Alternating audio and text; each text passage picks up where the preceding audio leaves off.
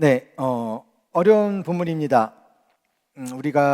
우리의 지금 현재 상황, 대한민국이라는 상황, 또 정치적인 여러 가지 상황들, 그런 상황 속에서 우리가 믿는 자로서 살아내야 된다라는 것이 사실 되게 더 어려워지는 것은 아닌가라는 생각을 해봅니다. 과거 제가 대학에 들어가기 바로 전까지의 저희 선배들의 이데올로기 안에는 뭐가 있었냐면, 철저하게 신앙적으로 예수님을 믿고 따르는 것이 중요한 거냐, 아니면 예수님을 믿는 믿음으로 세상 가운데 그리스도인으로 살아가는 것이 중요한 거냐. 둘 다 맞는 말이잖아요, 그렇죠? 하지만 이 두 개의 관점이 극명하게 갈라졌었던 것이 저의 선배들의 이슈였었습니다. 제가 이제 입학을 했을 때는 그런 이슈들이 많이 좀 사라지게 되어지고, 오히려 이제 다양성에 대한 부분들이 많이 나타나게 되어졌었어요. 왜냐하면 초반에는 이제 그때는 어떤 때였냐면, 예를 들어 그런 거죠. 그러니까 기독교인들이 사회 운동을 하는 것이 옳은 거냐, 아니면 교회 안에서의 신앙생활로 집중하는 것이 옳은 거냐. 이제 이것에 대한 부분이었다면, 제가 대학교로 들어갔을 때의 시점에서는 이제 사회 운동에 대한 부분들이 뭐 학생 운동이나 그런 부분들이 많이 이제 죽어가면서, 이제 쇠퇴해 가면서, 이제 교회 내나 아니면은 이제 그 대학교 안에서의 지성인으로서의 신앙인으로 어떻게 살아갈 것이냐에 대한 고민들이 더 집중화되어졌었던 시기였어요. 그러다가 이제 제가 본격적으로 이제 그러니까 대학부 사역이나 청년 사역을 시작을 했을 때부터는 이제 조금 더 이제 다양성이 가졌던 부분이 나타났죠. 그러니까 다양성이 가졌던 가장 큰 것 중에 하나는 뭐냐면, 과거에는 기독교가 우리 안에서 사회 운동을 할 거냐, 복음주의권을 안에서 무엇인가를 할 거냐에 대한 고민이었다면, 이제 교회가 이제는 세상과의 상황 속에서 어떻게 방어할 거냐, 어떻게 세상에서 질타하고 있는 교회의 모습에서 우리가 그것을 정화해 갈 거냐라는 부분들이 상당히 고민이 되어졌었던 시기였었어요. 그래서 이제 뭐 종자연이나 과거에 이제 그런 어떤 외부의 단체들이 이 기독교를 끊임없이 공격해 오고, 또 기독교는 기독교 나름대로의 굵직한 어떤 사건들이 계속해서 터지면서, 죄악된 모습들이 터지기 시작하면서 이제 교회가 조금 더 이렇게 쇠퇴해져 가는 느낌처럼, 뭐 저 같은 경우는 이제 청년 사역을 하고 있었기 때문에 제가 실감나게 느꼈던 것은 무엇이냐면, 여러분들 나이대에 비슷할 것 같아요. 중고등부 아이들이 그때 상당히 이렇게 숫자가 이제 적어지기 시작하고 있었던 시점이었었어요. 그래서 그러한 시점들 속에서 중고등부 아이들이 점점 적어지다 보니까 대학교에 올라오거나 대학부에 이렇게 청년들은 올라오는 아이들도 적어지기 시작하는, 이제 그 과정이 되게 컸었어요. 그걸 한 5년 정도 고민을 하다가 저도 이건 안 되겠다. 더 이상 내가 청년 사역에 가만히 있는다고 해서 되어질 문제는 아닌 것 같다라는 생각이 들어서, 이제 그때 저도 이제 청년 사역을 좀 내려놓고 목양 쪽으로 사역을 좀 넘어가면서 교회 사역에 대한 부분들을 생각을 해야 되겠다는 생각이 들었어요. 왜냐하면 교회 사역을 해야 어린 아기들부터 시작해서 노년에 이르기까지 전체를 좀 아우를 수 있는 부분인데, 제가 청년 사역에만 집중하게 되어지면 요 한 파트만을 이제 계속해서 감당을 해야 되다 보니까, 들어오는 거랑 나가는 부분에 있어서는 제가 컨트롤할 수가 없는 부분이겠죠, 저 나름대로는. 그러다 보니까 이제 제가 사역자로서 경험하고 저의 부르심 가운데 따라가야 될 것이 무엇인지를 고민했었던 시기가 있었어요. 요새는 어떻냐? 요새는 더 모르겠어요, 솔직히 말해서. 더 모르겠어요. 이게 약간 양상이 좀 달라진 것 같아요.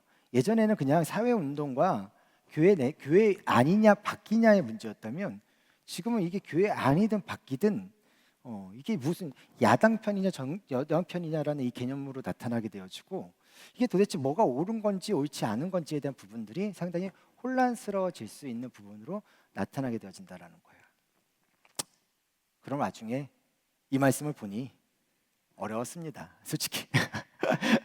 뭘 얘기해야 되지? 라는 생각이 들었긴 했어요. 그래서 뭐 지금 이 순간 여러분들한테 제가 이쪽이 좋다 저쪽이 좋다라고 얘기하는 시간이 아니라, 이 시간 우리가 이렇게 판단하든 저렇게 판단하든 성경이 우리에게 가르쳐주는 말씀은 무엇인지를 한번 생각해 보고, 그 다음에 그 말씀 안에서 그럼 내가 그 말씀 안에서 어떤 식으로 나의 삶을 펼쳐갈 것이냐에 대한 부분들을 생각해 봤으면 좋겠어요.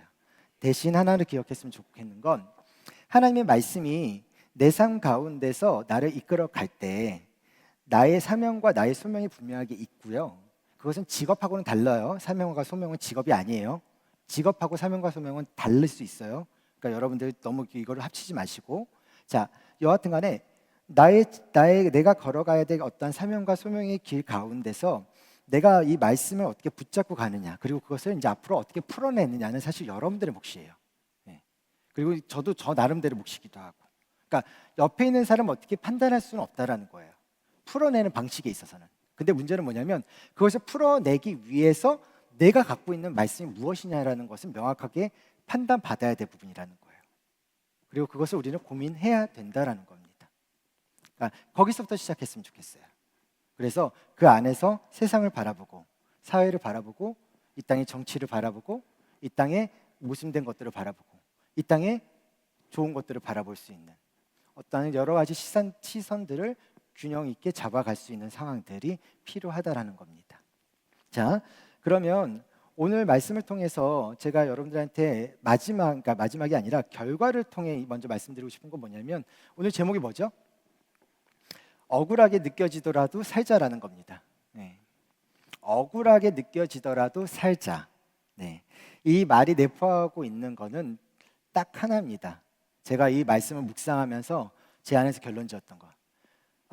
일단 첫 번째, 돌아오는 주일에 설교를 해야 되는 나.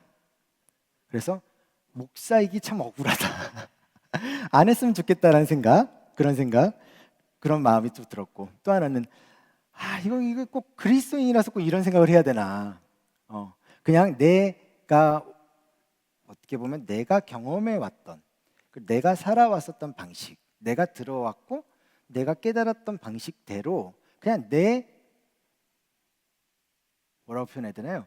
내가 막 이렇게 은어가 막 나올 뻔했어. 막 욕 같은 게 막 그게 아니라 내가 원하고 바라는 그냥 내가 생각하는 것, 내 주관, 내 개인적인 어떤 생각, 그것으로 나 혼자 살아가도 될 텐데 굳이 내가 이것까지 고민을 해야 될까라는 생각을 좀 하게 되어졌어요.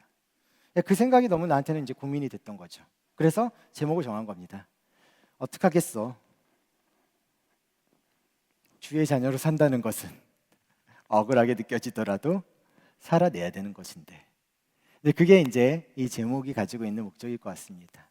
그리고 이 제목 안에서 오늘의 내용을 좀 우리가 다시 같이 들여다봤으면 좋겠는데, 자 오늘은 짧아요. 이 11절에서 17절까지의 말씀인데 이 부분은 우리가 지난주에도 제가 잠깐 언급을 했지만 베드로 전서가 한 세 부분으로 나눌 수 있다고 이야기를 드렸어요. 1장 1절에서 2장 10절까지, 그리고 2장 11절에서 4장 10절까지, 4장 11절에서 마지막까지 이 세 부분으로 나눌 수가 있고, 이 세 부분을 나눌 수 있는 포인트가 뭐냐?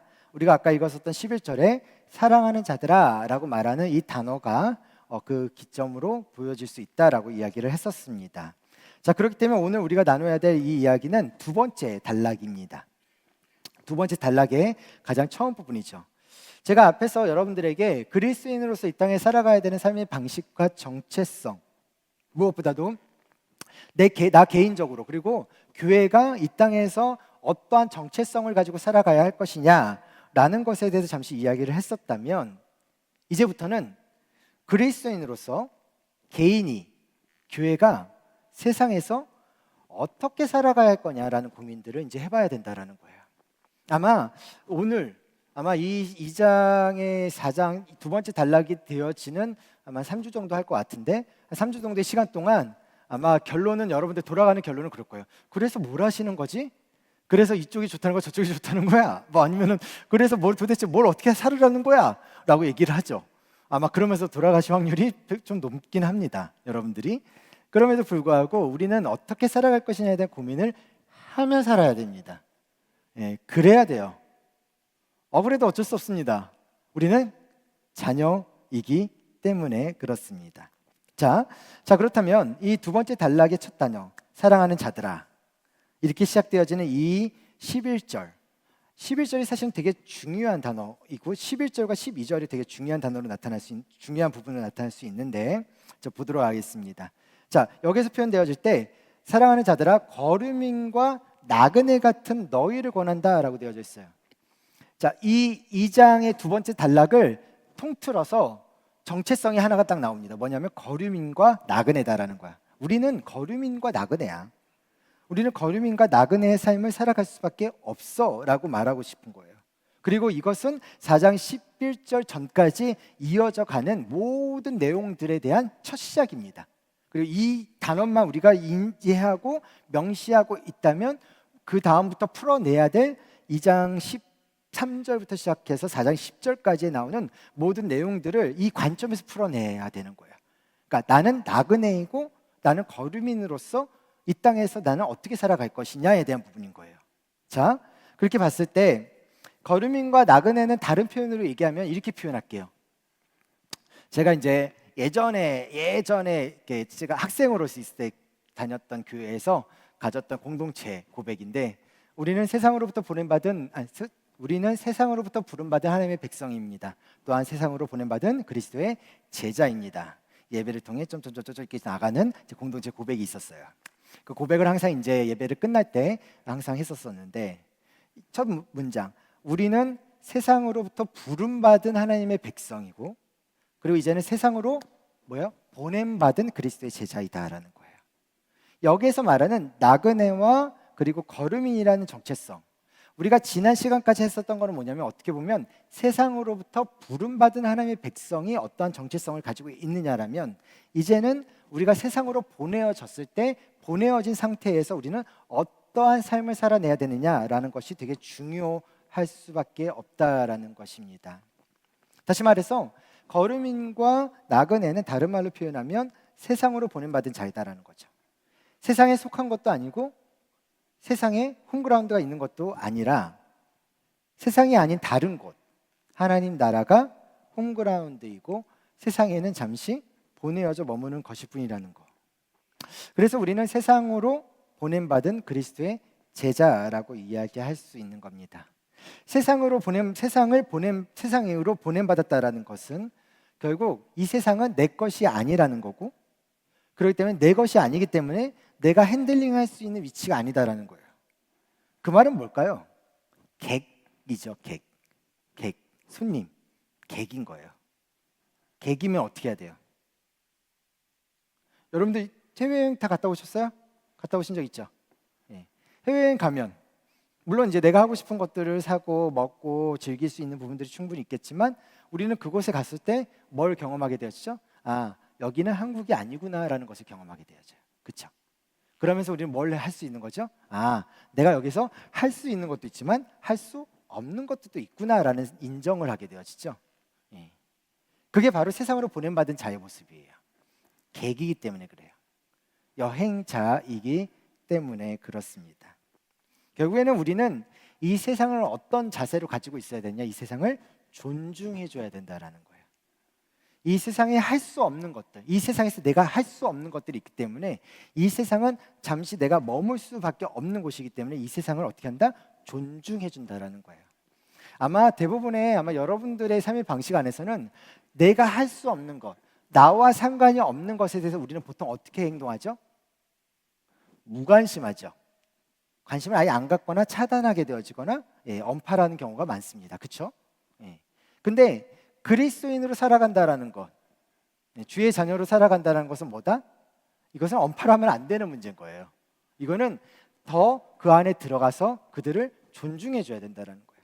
다시 말해서 그리스도인은 세상을 멸시하거나 세상을 죄악된 것으로 경시하는 것이 아니라 세상 가운데서 세상에 대한 존중을 보여줘야 되는 것이 그리스도인의 삶의 모습이다라는 거예요. 자, 그러면 구체적으로 어떻게 세상을 존중해야 될지를 한번 좀 생각해 봅시다. 자, 11절 12절 우리 같이 읽어볼게요. 시작. 사랑하는 자들아, 거류민과 나그네 같은 너희를 권하노니 영혼을 거슬러 싸우는 육체의 정욕을 제어하라. 너희가 이방인 중에서 행실을 선하게 가져 너희를 악행한다고 비방하는 자들로 하여금 너희 선한 일을 보고 오시는 날에 하나님께 영광을 돌리게 하라. 자, 여기서 중요한 키워드가 뭐다? 거류민과 나그네다라는 거였었어요. 다시 반복하지만 우리는 하나님 나라의 백성입니다. 동시에 이 대한민국에서 태어나서 대한민국에 속했습니다. 물론 미국에서 태어나서 미국 시민권을 갖고 있는 것은 일단 예외로 둘게요. 자, 대한민국에 속했고 대한민국 국민입니다. 하지만 우리는 여전히 하나님 나라의 백성입니다. 그래서 우리는 거류민과 나그네입니다. 도대체 무슨 말하는 거지? 졸려 죽겠는데? 라고 생각하실 수도 있어요. 괜찮습니다. 그냥 머릿속에서 지나쳐도 괜찮습니다. 그렇기 때문에 우리는 영혼을 거슬러 싸우는 육체의 정욕을 제어해야 된다라고 이야기하고 있어요. 이게 도대체 뭔 말이야?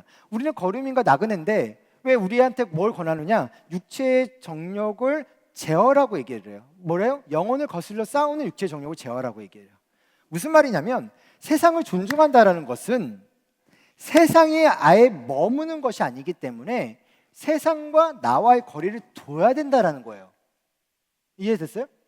존중하기 때문에 그 안에 그냥 뛰어 들어가서 같이 흙탕물 가운데 같이 죄의 구렁텅이에 휘젓고 다니는 것을 존중하는 개념이 아니라, 여기서 존중은 내가 세상을 세상으로 대해주는 거예요. 그러니까 세상을 세상으로 대해주는 거예요.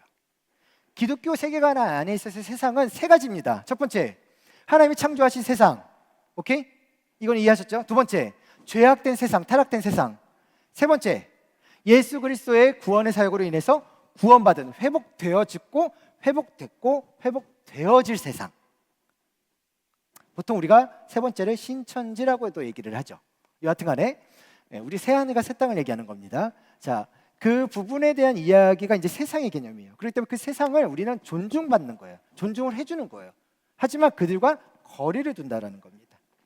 거리를 둬야 되기 때문에 우리는 세상에서 머물고 있고 세상 가운데서 가고 있는 육체의 정욕들과 또 이생의 자랑들 가운데서 그것을 우리 자신을 끊어내야 될 것들이 필요하고 우리 자신을 어떻게 해야 된다? 제어해줘야 된다라고 이야기하는 겁니다. 우리가 법에 대해서 몇 가지를 조금 이렇게 보다 보면 외국인에 대한 법과 내국인에 대한 법이 다른 거 아시죠? 예, 아실 거예요. 똑같아요. 근데 외국인이 내국인에 대한 법을 침범으로 들어오면 어떻게 돼요? 그럼 외국인에 대한 법을 넘어가는 거기 때문에 어떻게 돼요? 형벌을 받을 수밖에 없는 거랑 똑같은 개념인 거죠. 우리는 나그네예요. 우리는 거류민이에요. 하나님 나라의 백성이에요. 이 땅에 있을 수밖에 없어요. 하지만 우리는 이 땅에 외국인으로 있는 거예요. 내국인이 아니라고요. 그렇기 때문에 우리가 이 땅에 내국인에 있는 것들을 쫓아가고 따라가다 보면 결국에는 우리는 외국인으로서 넘어가면 안 되는 선을 넘어가는 경우가 충분히 생길 수 있다. 그렇기 때문에 영혼을 거슬러 싸우는 육체의 정욕을 제어하라라고 이야기합니다.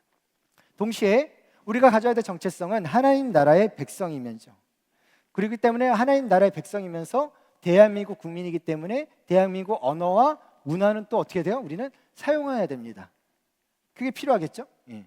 뭐 아무리 와봐가지고 옆에서 막 태국어로 막 얘기를 한다는들 한국 사람들이 거기서 못 알아듣고 먹고 있으면 내가 뭐 하겠어요? 밥을 먹겠어요? 돈을 벌 수 있겠어요? 어떤 행동을 할 수 있겠어요? 그들의 언어와 그들의 문화를 이해하는 것은 외국인으로서의, 거류민으로서, 나그네로서의 역할 가운데 가장 중요한 부분일 수 있죠. 그럼에도 불구하고 계속 반복하는 말이지만 그럼에도 불구하고 하나님 나라의 백성으로서의 정체성을 잊어서는 안 된다라고 말하고 싶은 것이 이 본문의 말씀입니다. 그래서 12절에 보면은 여기서 말하는 이방인 중에서라는 말이 있어요. 12절에 이렇게 되어지잖아요. 너희가 이방인 중에서 행실을 선하게 가져라고 돼 있어요. 이게 무슨 말이냐? 내국인들 입장에서는 우리 외국인이 우리가 어떻게 생각 들어요? 이방인인 거예요. 그렇죠? 우리의 입장에서 그들이 어떤 존재예요? 이방인인 거죠. 그렇죠? 이게 지금 여기가 이렇게 겹쳐 있는 거야. 이 부분이. 너희가 이방인 중에서, 그러니까 우리가 그 내국인들 중에서 행실을 선하게 가지면 내국인들이 우리를 이방인으로 생각하고 있는 내국인들이 우리를 바라볼 때 언제나 우리의 삶이 악행을 하는 것처럼 자기네들과 다른 문화와 방식과 삶의 방식과 세계관을 가지고 살아가고 있는 모습들처럼 보여져서 우리를 계속 비방은 하겠지만 결국에는 너희가 그 내국인들이 외국인인 나에게 비방하고 있는 그것을 선하게 지켜갈 때 결국에는 그 내국인들이 우리를 향해 비방했었던 그것들을 어떻게 한다? 하나님께 영광을 돌리는 것으로 바뀌어진다라는 거예요. 꼬아서 얘기했지만 쉽게 얘기하면 여러분들 그냥 세상 가운데 그리스도인답게 살면 하나님의 영광을 드릴 수 있다는 얘기예요. 그 얘기예요. 아셨죠? 네. 자, 그 얘기를 지금 제가 이 본문 12절 가지고 막 이렇게 왔다 갔다 한 거예요.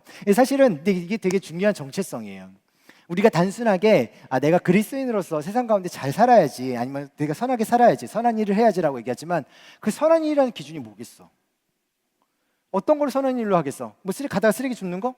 뭐 가다가 뭐 또 어르신들 이렇게 도와주는 거? 아니면 가다가 뭐 돈이 필요한 사람들 돈 이렇게 뭐 지불해주거나 밥 사주고 뭐 그런 거? 아니잖아요. 그런 거를 지금 성경에서 말하는 선한의 개념으로 얘기하는 게 아니에요. 그거는 그 선한 것에 대한 행동의 방식일 뿐이야. 중요한 건 뭐냐면 내 정체성에 대한 개념인 거예요, 결국에는.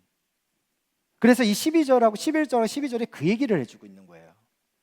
너희가 그리스도인이라면, 그리고 세상에 보냄받은 자라면 하나님의 말씀 가운데 살아가고 하나님 나라의 백성으로서의 삶의 모습으로 보여줘라. 그러면 그때 사람들은 비록 자기네들과 부딪히는 상황 때문에 우리를 악행하는 것처럼 보이지만 아니야, 조금만 시간이 지나면 어떻게 된다? 그들이 우리로 하여금 하나님께 영광을 돌릴 수 있는 자로 우리의 모습을 통해서 바뀌어가게 될 것이다. 그게 바로 하나님 나라의 백성에서의 삶의 모습이다라는 거예요. 그런 다음 그 생각을 한 후에 그럼 내가 오늘 여기에서 뭐 할까? 저 어르신을 만나는데 내가 좀 어떻게 해야 될까? 아니면 내가 누구를 만나는데 친구들과 어떤 상황인데 누가 어떤 상황에 이런 상황에서 내가 이 친구들에게 어떤 말을 해야 될까? 그런 고민을 거기서부터 시작하는 거예요. 알겠죠? 그러니까 우리가 뭘 생각하고 가져가야 될 것인지를 기억해야 된다라는 것입니다. 자, 마태복음 10장 16절에 보면 이렇게 써 있어요. 보라, 내가 너희를 보냄이 양을 이리 가는 데로 보낸 것 같도다. 그러므로 너희는 뱀같이 지혜롭고 뭐라고요? 비둘기같이 순결하라 되어져 있어요. 결국에는 우리는 세상으로 보내어진 자이기 때문에 우리가 살아가는 삶의 방식은 뱀같이 지혜롭고 뭐요? 뱀같이 지혜롭고 비둘기같이 순결해야 된다라는 거죠. 왜? 우리는 거류민이니까. 우리는 나그네이니까. 누가복음 10장 3절 이렇게 써 있어요. 갈지어다 내가 너희를 보냄이 어린 양을 이리 가운데로 보낸 것 같도다. 도대체 왜 거기다 보내? 근데 그 우리가 살아가는 삶의 방식이 그렇다는 거야. 우리는 나그네고 우리는 거류민이지만 우리는 양인 거야. 양인 우리가 지금 하나님께서 우리를 어디다 보내는 거예요? 우리는 이리 가운데로 지금 보내버리는 거지. 거기서 잡혀 먹든 잡혀 먹지 않든 결국 둘 중에 하나인 거야. 잡혀 먹을 거냐? 변화시킬 거냐? 둘 중에 하나겠죠. 결국에는 우리는 이 두 개의 선택권 안에서 거류민으로서 이 땅 가운데 보내진 상황이다라는 거예요. 여러분들 우리가 결정해야 되는 거야. 여기서 우리는 이데올로기, 세상의 이데올로기 안에, 어떤 정치적인 이데올로기 안에, 아니면 세상의 어떤 문화 가운데, 나의 어떤 욕망과 나의 어떤 이생의 자랑 가운데, 내가 그 안에서 그것을 잡혀 먹을 거냐, 아니면 변화시킬 거냐. 나는 어떤 부르심을 가지고 이 땅 가운데 왔기 때문에 어떻게 살아갈 거냐. 그건 하나님께서 여러분들에게 말씀하시는 거고 그 말씀에 대해서 여러분들은 거기에서 반응하셔야 되는 것이 여러분들의 역할이고 여러분들의 몫이다라는 겁니다. 이런 현실 가운데 우리가 행해야 될 것이 두 가지가 있는데 첫 번째가 뭐냐면 육체의 정욕을 제어한다라는 겁니다. 그러니까 다시 말해서 우리 안에 있는 악한 마음들을 누를 수 있어야 된다라는 거죠. 그리고 두 번째는 선한 행실을 가져야 된다라는 거예요. 그러니까 마음을 제어하고 행동을 선하게 가는 것, 악한 마음을 제어하고 선한 행동으로 나아가는 것. 결국에는 이 행동, 이 방식의 두 가지 방식을 통해서 뭐를 나타낼 수 있다? 12절 마지막 쪽에 하나님께 영광을 돌리게 된다라는 거예요. 그러니까 요 단순하지만 진리를 일단은 머릿속에 붙잡고 가셔야 돼요. 요게 필요해요. 단순한데 진리인데 왜 그게 왜 가장 크냐? 여러분들 다 수학 공부해 보셨을 거고, 물론 여기 뭐 유니스테드도 있었고, 뭐 처음부터 끝까지 수학을 다 잘했을 수도 있지만, 그렇지만 내가 항상 들었던 거 아니야. 난 한 번도 그렇게 들어본 적은 없고, 우리 아들 입시 관련해서 듣다가 들었던 얘기. 수학 문제에 1번에서 그러니까 5번에서 뭐 그 뒤에 거는 다 8점이래. 그런데 뭐 1번에서 5번에 맨날 틀린다고 그러더라고. 그러니까 가장 간단한 문제들을 틀리는. 왜 틀리겠어요? 너무 간단하다고 생각하고 우리는 그것을 마음속에 담아두지 않기 때문이죠. 성경이라는 본질은 그래요. 겉으로 보면 되게 단순하고 아니면은 그냥 많이 들어왔고 그리고 뭐 어떤 삶의 지침 안에서 뭐 유교 형태처럼 아니면 뭐 유교 경전처럼 뭐 이렇게 살아라 저렇게 살아라는 율법적인 어떤 내용들이 우리의 삶을 지배하고 있기 때문에 뭐 그냥 항상 들어왔잖아. 사랑 그래 사랑해야지 이런 생각으로 생각할 수 있지만 그 단순함을 우리는 많이 잃어버린 경우가 많다는 겁니다. 본질은 원래 단순해요. 그리고 단순한 본질을 붙잡는 것이 가장 최선의 방식이기도 합니다. 자, 그렇다면 그리스도인들이 세상에서 선한 삶을 살아가는 이유가 무엇이라고요? 하나님의 영광을 위해서라고 되어져 있었습니다. 자, 그럼 조금 더 가서 이 내용이 사실은 이제 두 번째 단락의 전체를 표현한다고 얘기를 했어요. 자, 그렇다면 13절부터 좀 볼게요. 인간의 모든 제도를 주를 위하여 순종하되 혹은 위에 있는 왕이나 혹은 그가 악행하는 자를 징벌하고 선행하는 자를 포상하기 위하여 보낸 총독에게 하라. 곧 선행으로 어리석은 사람들의 무식한 말을 막으시는 것이다 라고 되어 있습니다. 자, 그럼 이제 우리가 세상에서 행해야 할 선한 행실이 뭐가 있을까? 첫 번째, 뭐라고 그래요? 인간의 모든 제도에 뭐라고요? 순종하라고 얘기해요. 이 사회의 여러 제도에 순종하라고 이야기합니다. 왜 그래야 하냐면 14절을 볼게요. 그가 악행하는 자를 징벌하고 선행하는 자를 포상하기 위해 왔다는 거예요. 무슨 말이에요? 그러니까 총독을 보내줬는데 이 총독이 가지고 있는 원래 기능과 역할은 뭐예요? 나라를 다스리고 그 지역을 다스리는 거예요. 예. 선과 악을 구별할 수 있고 재판할 수 있고 판결할 수 있는 것이 바로 이 총독의 개념이에요. 그러니까 기본적인 그 부르심에 있어서는 선과 악이 뚜렷하게 우리는 구별할 수 있다라는 거예요. 기본적인 부르심 안에서는. 그러니까 이 나라의 어떻게 보면 정치, 통치자들이 가져야 될 원래 역할은 뭐예요? 최소한 하나님 나라가 아니더라도 국민을 위한 정치였겠죠. 가장 기본적인 정치겠죠. 또 나라를 위한 정치일 수도 있겠어요. 뭐 이제 두 개가 조금 약간 개념이 다를 수 있겠, 접근할 수 있겠지만 여하튼 간에 어떻게 보면 정치라는 개념에 있어서 그 정치는 많은 부분들에 있어서 우리가 많은 것들을 얘기해 볼 수가 있어요. 근데 어쨌든 간에 그러한 부분들 안에서의 그런 어떤 정치 지도자들이 가져야 될 부분은 공과 사에 대한 개념과 그리고 또 뭐예요? 악과 선에 대한 명확한 분별적인 것들에 대한 제도, 그리고 방식, 그리고 실행, 그러한 것들이 사실 필요한 부분이겠죠. 그런 것들을 갖추는 것은 기본적인 부르심이다라는 거예요. 그리고 그 부르심 안에서 우리는 뭐예요? 따라가야 된다라는 거예요. 따라가야 된다라는 거예요. 그렇기 때문에 그 따라가는 것이 사실은 되게 어려운 부분이 있을 수 있고 순종하는 것이 쉽지는 않지만 그럼에도 불구하고 우리는 그래야 되는 것이 맞아요. 성경이 그렇게 이야기해주고 있기 때문에 그렇습니다. 우리가 세상에 속하지 않는 사람이면 틀림없어요. 그렇다고 해서 이 세상의 모든 제도에 무조건 반대하고 무너뜨리기 위해서 여기에 있는 것은 아니다라는 것입니다. 제7일 안식교 같은 경우는 어떻죠? 네. 군대도 징병하는 것도 거부하잖아요. 그렇죠? 헌혈도 거부하는 걸로 제가 알고 있고. 네. 그래서 징병을 거부해서 뭐예요? 감옥인가? 영창인가? 감옥으로 가는 것을 오히려 훈장, 이제 어떤 신앙에 대한 그런 것을 여기는 이제 그런 모습들. 근데 아니에요. 성경은 그렇게 가르치지 않고 있어요. 성경은 세상과 철저하게 분리하라고 되어 있지 않아요. 우리는 세상으로 보냄받은 자들이에요. 그렇기 때문에 우리가 세상으로서 보냄받은 자들로서의 삶을 어떻게 살아가는 것이 중요하냐? 아까도 얘기했던 것처럼 그들의 제도와 그들의 문화를 존중하는 것들이 필요하다는 거예요. 왜? 그들 안에서 그 역할은 왕이나 총독의 역할은 원래는 악행한 자를 징벌하고 선행하는 자를 상주기 위해서 존재하는 자들이기 때문에 다시 말해서 선행으로 어리석은 사람들의 무식한 말을 막아서기 위해서다라고도 얘기할 수 있는데 그게 무슨 말이냐면 당시 유대인들이 반란을 많이 일으켰어요. 왜냐하면 이제 독립을 해야 되니까 자꾸 반란을 일으켰단 말이야. 근데 이들은 지금 이방인 그리스도인들이란 말이야. 근데 어쨌든 간에 이방인 그리스도인들 한들 유대인들과의 다른 점도 있겠죠. 공통점은 뭐겠어요? 똑같은 구역을 사용하고 있어요. 그리고 똑같은 구약에서 표현하고 있는 하나님을 섬기고 있단 말이야. 그러면 그 바깥에서 보는 사람들은 어떻겠어요? 유대인이나 이방인 그리스도인이나 다 안 부른 거지.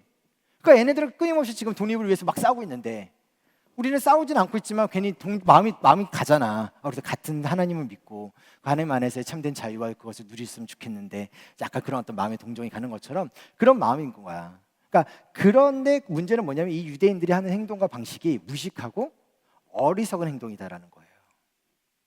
그러니까 세상에 보내심을 받은 자의 입장, 특별히 베드로가 말하는 이 유대인인 출신인 그 유대인의 수장인 베드로의 시선으로 봤을 때 그 행동 자체가 잘못됐다고 판단하는 거야. 왜냐하면 우리는 그리스도인이라는 정체성 안에서는 뭐 그냥 그리스도인의 정체성이 아니라면 혹시 세상에서 뭐 어떻게 반항을 하든 뭐를 하든 그건 그 몫이고, 근데 최소한 그리스도인이기 때문에 그리스도인의 정체성을 가진 자들은 세상에 보내어져서 세상을 존중하는 입장이 있어야 되는 거지, 세상을 전복시키거나 세상과 단절되어져서 살아가는 인생과 삶의 모습이 결코 아니다라고 이야기할 수밖에 없다라는 거예요. 참 어려운 부분이기도 하고 어려운 문제이기도 합니다. 그렇기 때문에 그런 자들의 삶의 모습 안에서 오히려 선행으로 살아간다면 어떻게 된다? 예수 그리스도를, 하나님을 증거하고 드러낼 수 있는 방식으로 나타낼 수 있게 되어진다라는 거예요. 그리스도인은 그런 고민을 하는 사람들이에요. 그래서 참 어려워. 남들이 우욱할 때 같이 우욱해가지고 같이 나가면 오히려 마음 편하거든. 사실 그렇거든요. 근데 그 속에서 남들이 우욱할 때 거기서 안 하고 있으면 얼마나 힘들까. 안수연 의사라고 아세요? 아시는 분 있겠지만 바보 의사라는 책이 있어요. 그냥 도서관 가서 잠깐 읽어보시면 한 1시간 정도면 쭉 읽을 수 있으실 거예요. 1시간도 안 걸릴 것 같은데, 안수연 의사라고 있어요. 예전에 2001년, 2년 때, 그러니까 저한테는 한 5년 선배죠.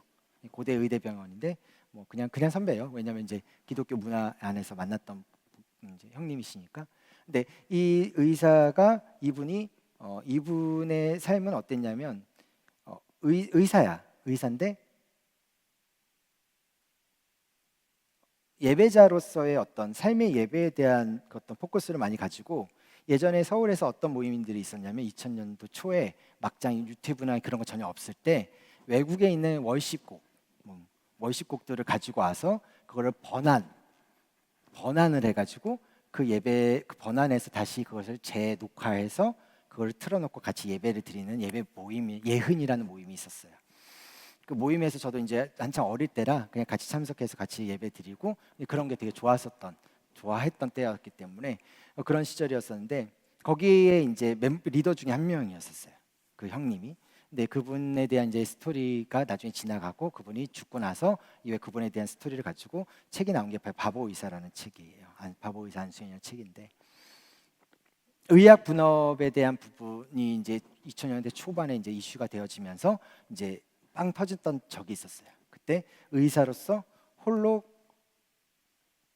병원에 남아요. 남들은 다 그 모든 것을 다 제어하고 병원을 나갔을 때 홀로 그 병원에 남아서 병원에 있는 환자들을 돌보기 시작해요.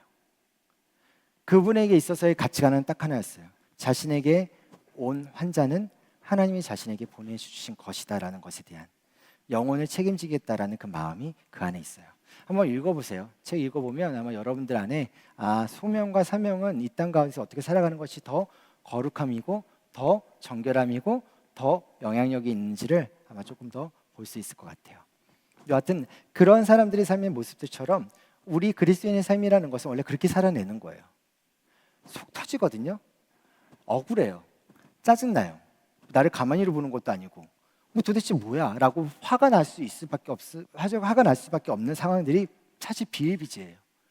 그럼에도 불구하고 우리가 세상을 존중해줘야 될 역할을 감당해줘야 되는 거예요. 아니면 우리가 세상을 존중해주지 않으면 누구도 세상을 존중해줄 수가 없어. 하나님이라는 존재, 전능하신 하나님, 이 땅의 창조주이신 하나님, 이 땅의 악한 것들을 다 제하시고 구원하신 예수 그리스도를 이 땅에 보내신 하나님이 만드신 세상을 존중해 줄 수 있는 사람들은 하나님의 자녀들밖에 없어요. 그 하나님의 자녀들이 세상을 존중해 줘야 되는 것이 필요한 거예요. 그리고 그 안에서 어떤 행동과 어떤 삶의 방식을 살아낼 것인지를 거기서부터 고민해야 되는 것들이 필요한 거예요. 너무 힘들고 어려운 일이에요. 하지만 해야 하는 게 우리의 몫이에요. 그게 기독 학생으로서 살아내야 될 삶의 방식이고요.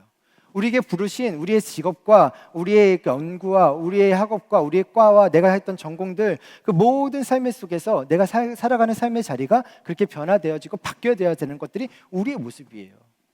그것은 내가 학력이 있든 없든 간에 상관없어요. 아까도 뭐 제가 설교 때 말씀드렸지만 내가 금그릇이든 은그릇이든 그건 무슨 상관 필요 없어요. 부르심에 따라서 내가 순종하면 되는 거고, 그 순종함에 따라서 하나님께서 나를 사용하시는 거면 그것이 내가 세상 가운데 분별되어지는 거고 구별되어져 가는 것이고, 세상 속에서의 거룩한 자로 살아갈 수 있는 방식이라는 것이에요. 그게 우리의 삶의 모습이다라는 것입니다. 무엇을 위해서요? 13절에 뭐라고 써있죠? 오직 주를 위해서요.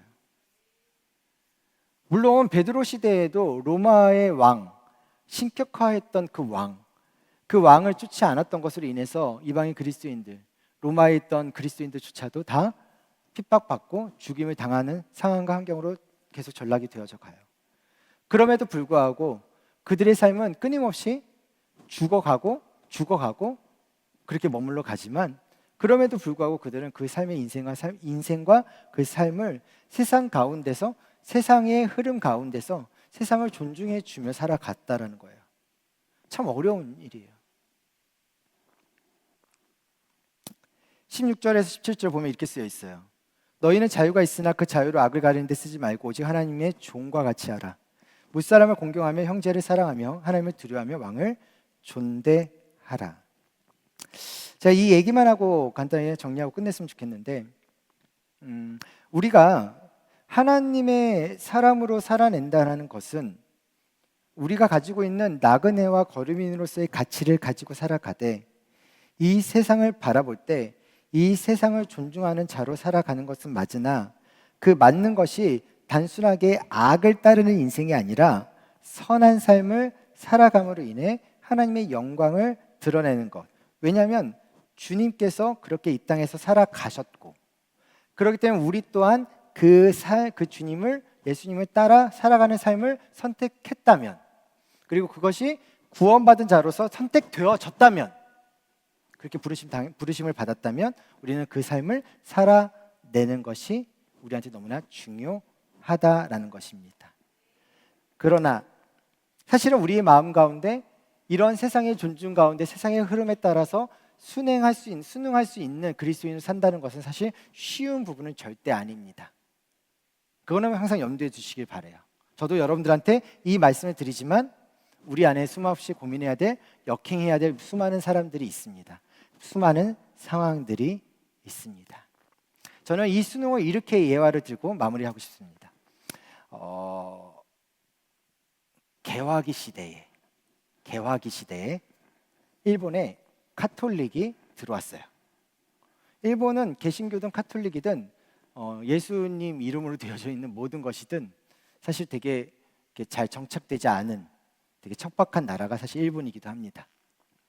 그럼에도 불구하고 일본에 대한 긍휼함이 사실 솔직히 없어요. 저는 뭔가 약간 그 일본에 대한 그냥 마음 있잖아요. 그냥 괜히 싫어하는 마음. 마음은 마음이에요. 설명은 또 다르겠지만 여하튼 그런 있는데, 초창기 때 난 이제 신부의 보고서가 들어왔어요. 몇 년 전에 파견을 보낸 그 카톨릭 신부가 배교를 했다는 거야. 그래서 그걸 이제 조사를 하고자 스페인에서 이제 다시 한 신부를 보냈어요. 그 신부가 이제 일본에 도착하고 나서 겪게 되어졌던 상황들에 대한 소설이 있어요. 쓰여진 이야기가 있어요. 이제 그 이야기의 이제를 그냥 쭉 간단하게 설명하고 끝난다면 이런 이야기지. 갔는데 일본은 그 기독교인들을 이제 핍박하고 있었던 거야. 예수교를 핍박하고 있었다. 그래서 카톨릭이든 개신교이든 핍박을 당하고 있었는데, 어떤 식으로 핍박하고 있었냐면 모진 고문들을 다 하겠죠.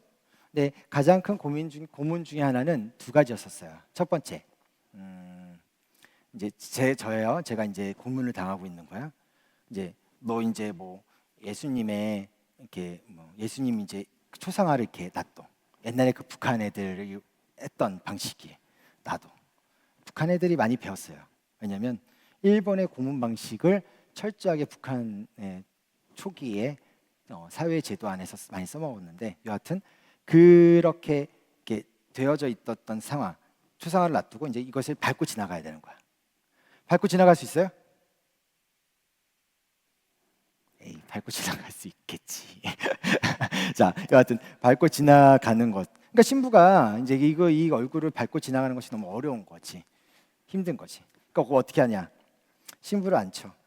앞에다가 이제 여러분들 한 명씩 거꾸로 매달아. 그 다음에 여기를 뚫어. 여기를 뚫고 거꾸로 매달으면 어떻게 될까? 여기서 피가 뚝뚝 떨어지겠지? 근데 한 번에 죽는 게 아니야. 뚝뚝 떨어지면서 그 피가 빠지는 시간만큼 어떻게 돼요? 내 앞에 있는 내 성도가, 우리 서연, 우리 내 새끼들이 그렇게 죽고 있는 걸 보는데 어떤 마음이 들까? 그것 때문에 너무 괴로워했던 거야. 이제 조사 때문에 파견을 보냈던 이 신부가. 그러면서 이 신부가 왜 그 신부가 배교를 했다라는 이야기가 들렸고 왜 그렇게 되어졌는지에 대한 이제 고민이 들었던 거지. 본인도 이것을 정말 해야 되는 것이냐? 내가 이 배교를 하는 것이 맞느냐? 그러니까 이렇게 표현되어질 표현일 거예요. 사람들이 보기에는 배교야. 사람들이 보기에는 배교야. 그러니까 내가 이것을 하는 것이 맞느냐? 아니면 내 양들이 죽는 게 맞는 거냐?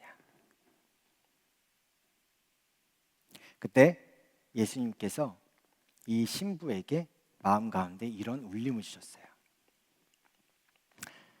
밟아라. 나는 이 땅에 밟히러 온 존재다.